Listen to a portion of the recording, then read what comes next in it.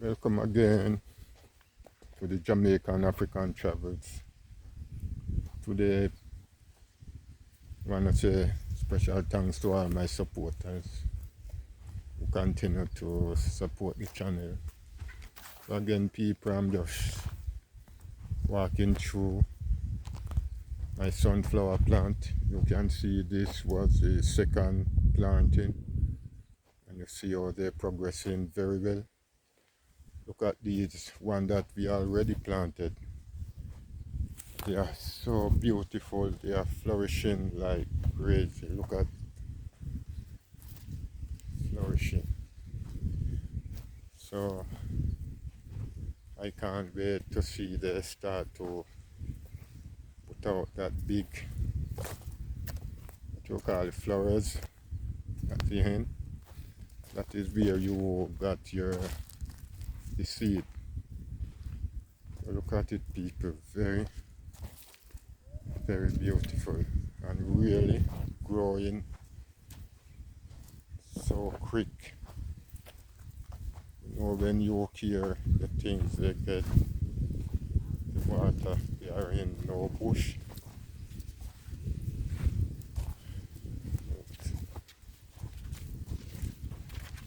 Look at these one over here. They are growing like, look, wow. So people, we have to just start to do things for ourselves. We cannot wait on these misleaders or dishonorable people, because they are not doing anything for us. All of them call themselves honorable. And for me, I know Judas was a honorable man. And when Judas see how he betrayed Christ, Judas go and hang himself. And all these people call themselves honorable. And if they did honorable like Judas, they would be charged for rope. They couldn't get any rope to buy, but they are dishonorable. And people, this inflation and rising of price that going on, we, the small people, have to get that under control. And by getting that under control, people, we have to start to plant for ourselves. If we don't start to produce, because one of the reasons why this inflation and rising of price, it is more demand than supply. So we have to do a little backyard gardening, plant something that we don't have to, everything we want, we have to be running to the supermarket or to the market. We can go in our backyard and reap something and save back some of that money. So over here, people, is phase 2 of the farm, and you can see we just putting in the pole. So it's a big farming going on here. Almost 3 acres of farm. So it's going on well. So this is how we do it. So this one is growing up very fast, so we have to run the line to tie the string that they don't run on the soil. So yes, people, as I was saying, this rising of price and inflation, it was a blueprint. It was well designed from early back in 1995. Because I remember shortly after the WTO was implemented in 1995, there was this farmer in my community. He employed about 80% of the labor at that time in the community. He used to plant red peas, acres of red peas and cucumber. And shortly after that WTO implementation, the man farm went under because we have a lot of red peas coming in from the United States all over. And it coming in much cheaper than what he was producing his product for. So we have to leave them in the field to rot and people get some to use. So that time I discovered that what the WTO was is to wipe out the small country economy because we could not compete with these people. The people, this is another section of our farm, which is sweet pepper. They are coming up nicely. Yes, so as I was saying, we could not compete with them people. So when you look at agriculture, how could we compete against the United States, the Caribbean compete with the United States? So the G7, they implemented to wipe out the small country economic that we could be a slave for them. And here again people look at our tomato just recently. So that's why I'm telling you people, you have to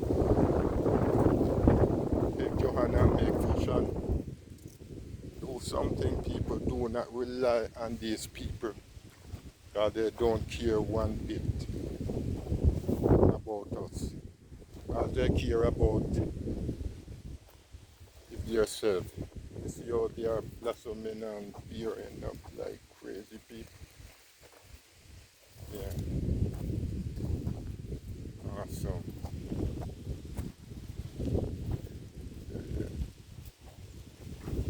As much as you see the soil is so dry, but they're looking beautiful. And over here, people is our sweet pepper. Look at how they are bearing up. See it?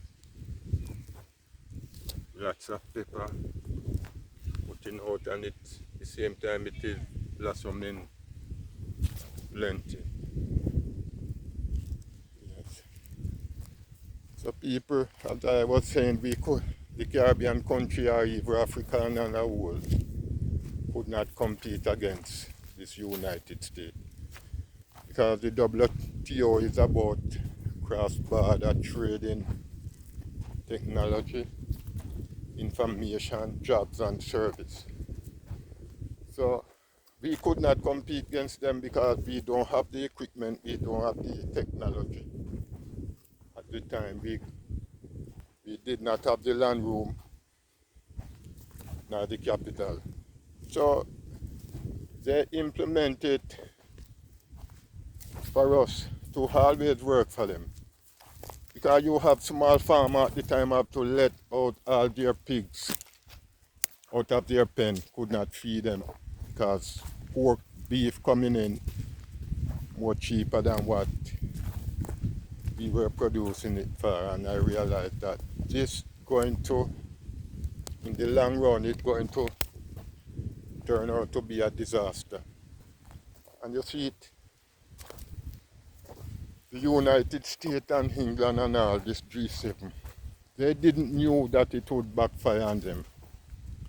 And right now, the entire world is suffering from that piece of implementation of WTO. Because I don't know how, right now I'm producing tomato. And when my tomato ready to harvest, I should buy tomato from someone else. That is one piece of rubbish. And if you take, for instance, in education, our student can go to the United States and further their education. But when you look, we still cannot compete with them because if they come into the Caribbean, they can easily find the money more than we have to be buying up this US dollar, which is pushing more problem on the country economic because of this rising of the dollar, food price, everything going up. Because the more we in demand for the United States, that's how the people getting poorer. So this was it, people. We could not compete with them. And the only person, the only country that benefit from this WTO is China and all the companies, because China trick them and tell them that, come, I can build your goods at cheap labor, because we have 1.4 billion people who didn't have any work. Because in 1995, all that I heard about China is the poor communist China. Now, they cannot call China poor anymore. All you hear communist China. And China is not practicing fair trade deal, but China beat you at your game. Just like how the Japanese do in the 50s, when the United States they dropped that bomb on them in Pearl Harbor. The Japanese realized that he could not fight them.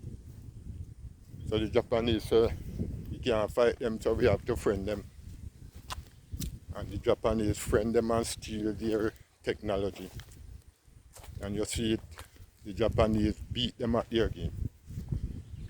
So what I'm telling you now, people, especially the 20 or the 30% who did not fall to Babylon, what are your backup plan? Because I know they gone to the giant boat to come back at us. So people, if you are not doing a sustainable living, you might eventually have to fall into your trap. So I'm calling upon you people, do something, make plans, get your solar panel. You have little solar panel which you can use to light up your house if you are in darkness or you have to run to the hills. So people, we have to make a plan. We have to prepare. These people is dangerous. They are evil. They're just using us. Because if you look right around the world, it's only the 10% of people that mostly benefiting from the resources that is in a country. So people, this is all I have to say. Until next time, just stay blessed, keep the faith, and continue to call upon the Most High and trust in Him, because He's the only one that's going to carry us through. Because Hebrews chapter 4 verse 16 tells us, let us therefore come boldly unto the throne of grace, that we may obtain mercy to find grace to help in the time of need. So people, until next time, Asante Sana. Thank you very much.